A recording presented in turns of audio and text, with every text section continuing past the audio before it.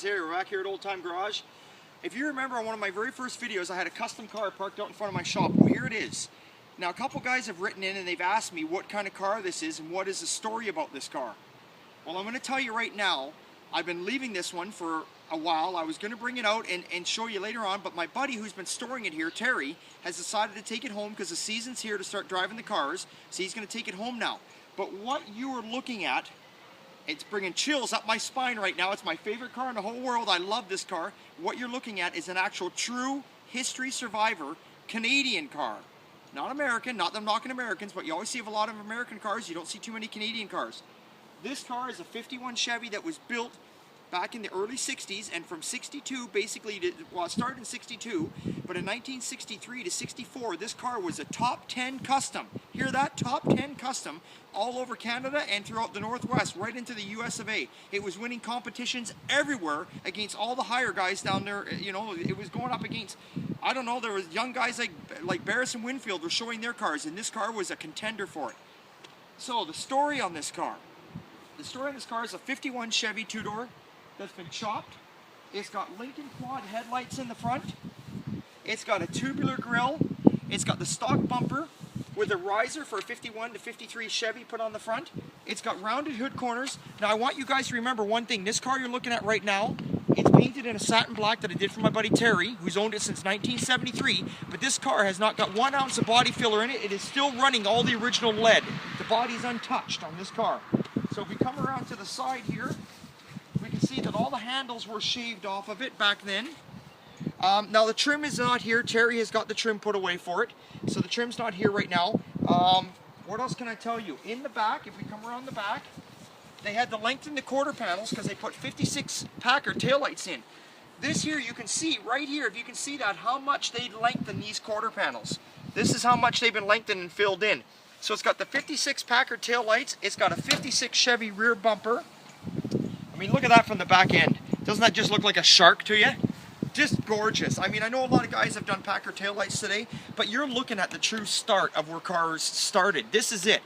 Now, the fellow that built this car is a well-known legend up here. His name is Jack Williams. If you guys out there watching his YouTube video, look up Jack Williams. He still holds the record, and the car he had back then was the Syndicate Scuderia. Look it up, the Syndicate Scuderia. Now, what happened was a fellow by the name of George Wozni, I think, he took the car to Jack. Jack wasn't into just racing. He was into customizing cars. He took it to Jack and he said, look, I want you to build this car. Well, George never got too far with it. A guy by the name of Cord Elliott. Now, he's the main guy. Cord Elliott said to Jack, I want you to finish it. Cord Elliott drew on a napkin and had all sorts of ideas on what he wanted, and he took it to Jack and said, this is what I want. Now, rumor has it, and I've seen pictures of it. Now, whether Jack's fibbing to me or not, I don't know. But rumor has it, and I've seen pictures where Jack actually was cutting the roof and chopping it with a handsaw. He says he went through 3 of them with a handsaw back in a laneway. And I've seen the pictures of when they were doing it. When they first started the car, the first thing they did was all the back end work was done first. They drove it. Then the roof was done. Then they drove it around with the stock front end, and the front nose was the last thing done. Now, the car went through 3 different color changes in its lifetime. It originally was a maroon or a burgundy, whatever you prefer to call it. Then it went from a gold, coppery gold, and then it went to the last, let's see, oh, I got to come around this way. Sorry, guys, I didn't open the window. It went to the last color when it was ever showed was a green. And back then, the green, oh God, everything's blowing around here. We got a beautiful sunny day with lots of wind out here in the old, in Chilliwack. It went to a green, and back then this green was popular because it was a brand new metallic green that came out for the Corvettes. So there you go, and it's running all T-Bird seats. So you can see this is still the original green paint and the upholstery is all original from back in 1963, 64, all that era.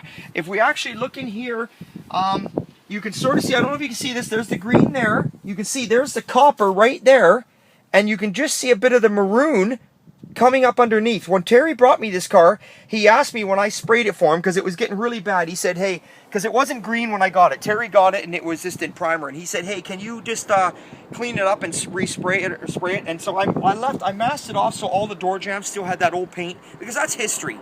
And the outside, like I say, was already in primer. I mean, I would love to give you guys a complete history on this car, like go even further details with it, how Terry found it. Terry's owned it since 1973. And another good friend of mine, Bob Barker, knew about the car at the time too. That's right, his name is Bob Barker. He's a good friend of mine. He's got smelly feet and no hair, but that's okay. Or at least I've been told he's got smelly feet. If you're out there, Bob, big thumbs up, eh? Anyway, Bob Barker wanted this car and kept looking for it, and Terry found it before Bob did. And back in 1973, customs were out, and this car was sitting alongside a gas station in Burnaby. Terry went over there and kept bugging the guy. It was a French guy that owned it, and kept bugging the guy to sell it to him. And the guy would say, yeah, you can buy it. Every time Terry would go back and get the money, or give the guy the money, the guy would be gone. I'm trying to make this as short as possible. This is so much history, so much fun. When Terry finally went back one day, there was a big, it had snowed, and there was a big pile of snow next to the garage where the car was. And Terry's like, what the hell, where's the car gone? Terry gets in there and he's like this, like a dog digging through the snow. Here the guy had all the snow pushed right over top of the fucking car. Covered it with snow because the gas station owner didn't give a shit about the car. Terry goes home, gets a shovel, starts digging the car out. He makes sure he puts the $800 in his pocket. $800 in 1973, people. He puts the $800 in his pocket that the Frenchman always kept saying he wanted for the car. Terry's out there shoveling the snow away, and the French guy comes out and says, what are you doing, you bloody crazy man? What are you doing? Terry's like, how can you cover this car in snow? You still want $800? And before the French guy could disappear on him, and the French guy said, yes, Terry threw the $800 at him, said, now it's my car. And Terry brought her home, and he's owned it since 1973. And Terry rarely takes his car out. But you are really looking at, honestly, a huge piece of history. A lot of people don't even know this car still exists. Now what we're going to do here is I'm going to show you guys even further details so you know. Okay, let's get over here, guys. Okay, if you can see this, Carcraft magazine, November 1963. Look at that, 35 cents. Here we go, let me find it in here. Okay, guys. Can you see this? Cord Elliott, Vancouver, took top 10 honors in full custom coupe sedan class. Now see, it says it's a 50 here, with his Chop 50 Chev. 59 T-Bird bucket seats, Lincoln headlights, Packard taillights, all add up to the styling. There it is there, guys. Now let's go to the next one. Oh, we're going to find it for you. I had all these and the wind blew it away, just like it's trying to blow that one. Here we go again. Okay, let's go on to this book. This is Carcraft, 1964, January 1964. Here we go again.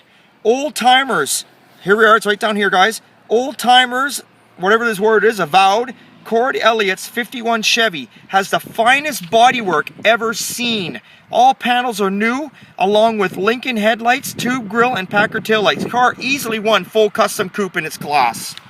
Right there, guys. And if you actually look, there's even, where are we here? If you look here, what this is the little orange crate, whatever that was back in the day, but they don't write the name there. But anyway, we'll get on to it. Now here we go. Here's the main one. December 1963. Carcraft magazine again.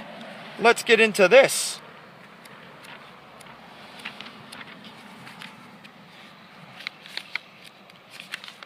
Okay. We're okay here. Holy God. Fucking wind ruined everything. Look at this, guys. It made center. And see, the car was called Carried Away. And the reason for this is when they started on the car, they thought the car just needed a little bit of a rust repair. But they put new quarters on, new everything back then in the 60s. So you can see what they've written here.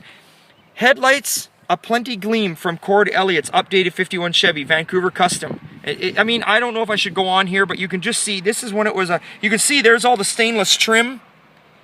He was running back then.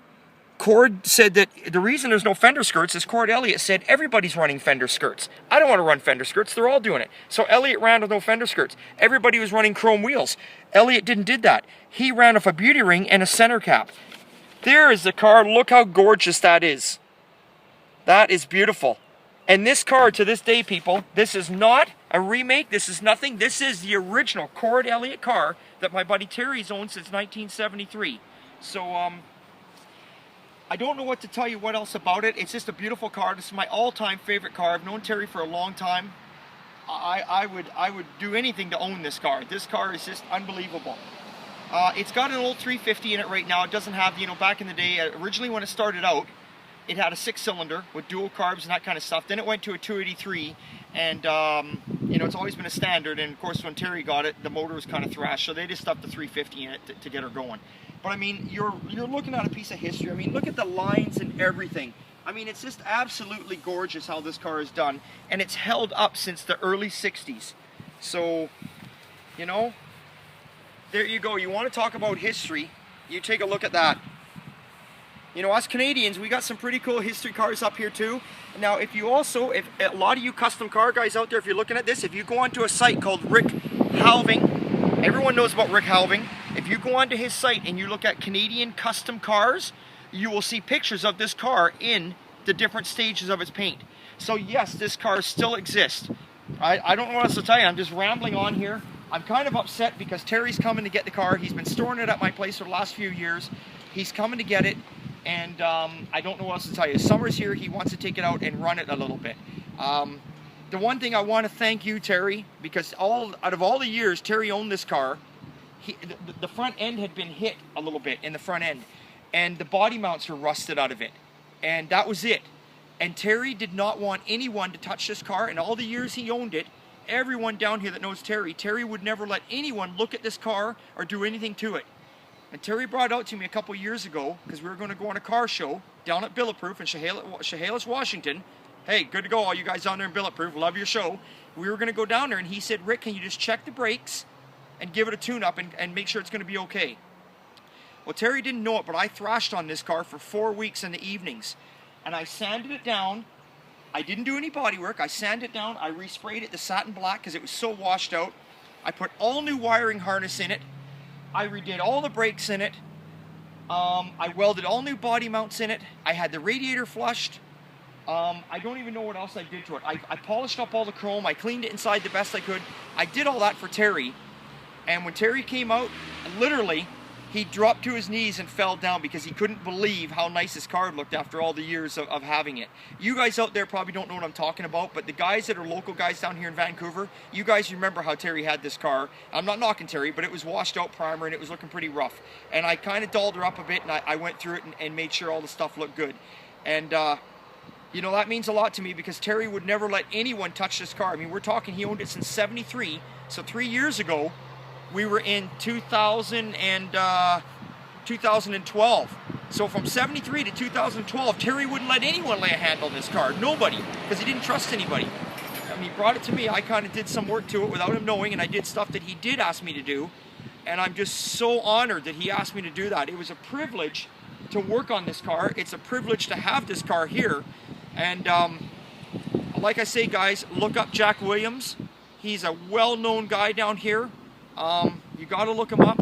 You got to look up Cord Elliott because you'll see more pictures of this car under Cord Elliott than you will Terry because, you know, unfortunately, you know, I'm not raining on Terry's thing, but, you know, Cord Elliott was the one that had the car then. And, you know, and as Terry says always, all the time, he's not the owner of this car, he's just the caretaker. So there you have it, guys. It's a beautiful car. I hope you like it. I'm sad to see it go, and we'll let my lovely girl walk around and get some last shots of it, and I'll leave you alone.